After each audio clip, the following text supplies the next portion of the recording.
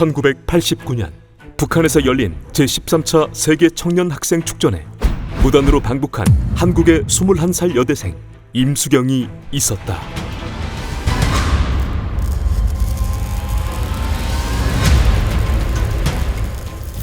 (1968년) 서울 출생인 임수경은 넉넉한 집안에서 성장해 진명여고 등을 거쳐 1986년 한국외국어대학교에 입학하게 된다. 대학 2학년까지 좋은 성적의 평범한 대학 생활을 하던 임수경은 1987년 6월 항쟁을 겪은 뒤 학생운동에 참여했고, 이후 총학생회와 전국대학생대표협의회, 이른바 전대협에서 통일운동과 북한 바로알기 캠페인 등을 하며 학생운동을 이어가게 된다.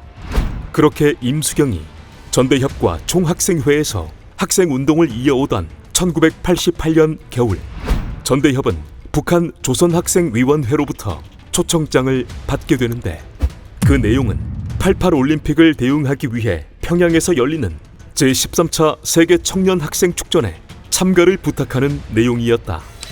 당시 전대협 의장이었던 임종석은 이 초청에 응하기로 하고, 처음에는 200명 정도의 대규모 참가단이 갈 수 있도록 평양축전준비위원회까지 만들었지만, 최종적으로 당시 노태우 정부가 참가를 불허하자 전대협은 비밀리에 대표 한 사람을 보내는 쪽으로 방향을 바꾸게 된다. 당시는 해외여행이 자유롭지 않았던 시절이었고, 군대를 다녀오지 않은 사람들은 출국 자체가 힘든 시절이었기에 이러한 점을 감안한 임종석은 학생운동에 관련되어 구속된 적이 없고 여권을 갖고 있어 언제라도 출국이 가능한 임수경을 북한에 보내기로 결정한다. 그렇게 임수경은 1989년 6월 21일 가족들에게는 졸업여행을 간다 말한 뒤 일본을 관광 목적으로 출국했고, 베를린 등을 거쳐 열흘간의 여정 끝에 6월 30일 평양 도착을 앞두게 된다.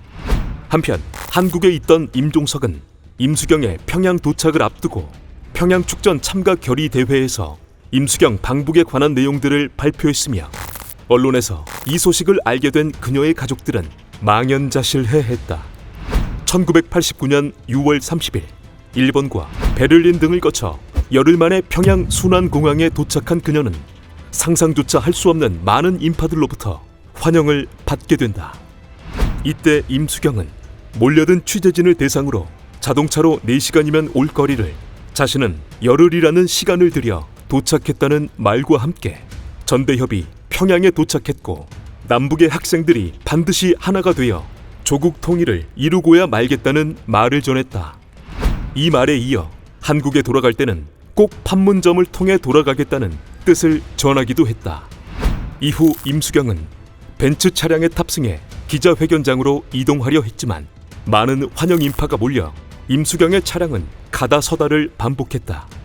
그렇게 평양에 도착한 임수경은 북한에서 국빈 대우를 받으며 46일이라는 긴 여정을 시작했고, 그녀의 한마디, 행동 하나에 북한 인민들은 열광했다. 임수경은 방북 중 남북 학생들이 디딤돌이 되어 통일을 앞당기자는 말을 많이 했지만 거침없는 말들도 많이 했었다.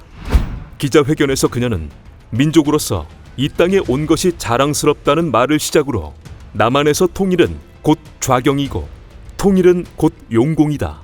미국과 노태우 일당은 통일이라는 말만 들어도 이상하게 미친 듯이 발광을 한다.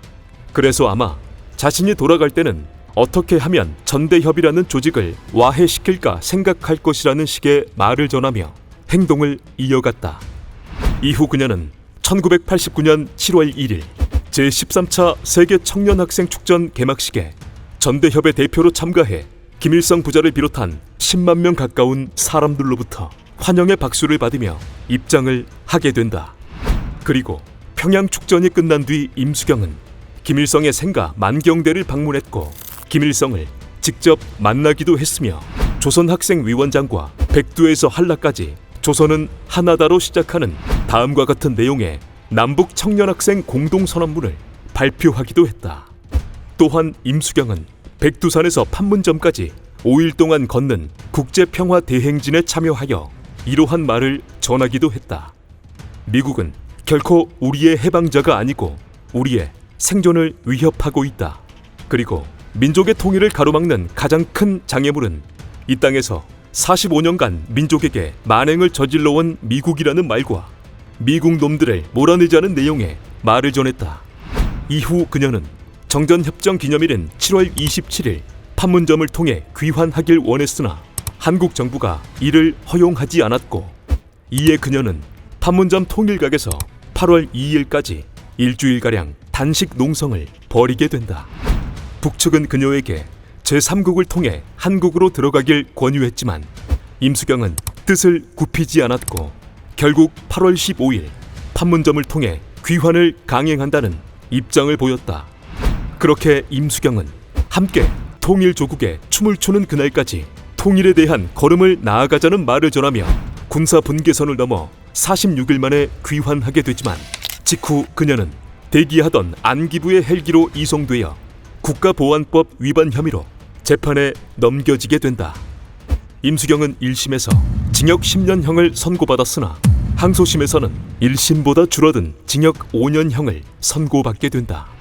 여담으로 말하자면 재판부가 임수경의 판결 이유를 낭독하려던 중 100여 명이 넘는 대학생 방청객들이 전대협가를 불러 소란스러워지자 재판부는 형량만을 선고했고, 그녀를 북한으로 보낸 임종석 역시 국가보안법 위반 혐의로 징역 5년형을 선고받았다.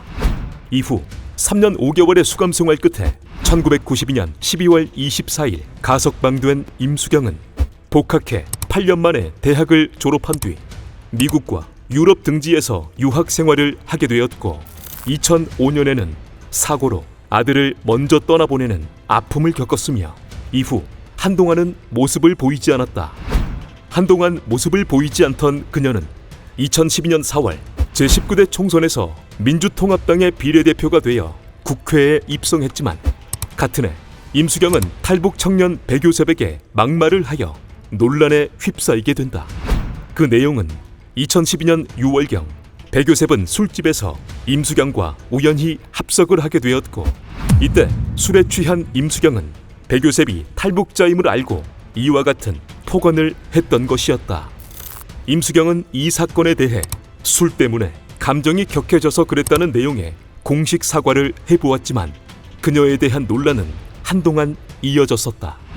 결국 그녀는 2016년 제20대 총선에서 컷오프 대상에 포함되어 총선에는 출마하지 못했고 이후 선거에는 출마하지 않았으며 2016년 자신의 이야기를 임수경 스토리라는 책에 담으며 근황을 전했었다.